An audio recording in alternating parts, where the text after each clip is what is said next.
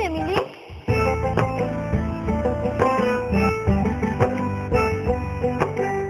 তুই না কইলি রাতুল ভাইয়া খাড়ায় আছে, কই? আরে খাড়া না, ওই আমার কাছে গার্মেন্টস ছুটি পরে এনে দাঁড়াইতে।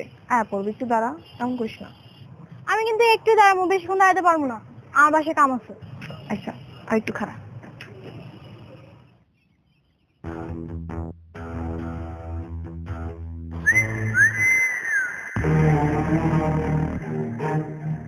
ভাই যেটা নতুন পাখি এসে দেখেন না।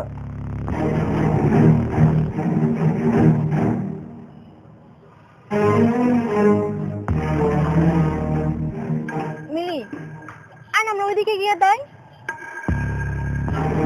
কেন, এনে কি সমস্যা? দেখো ফালতু পোলাটি কেমন টাকা আছে।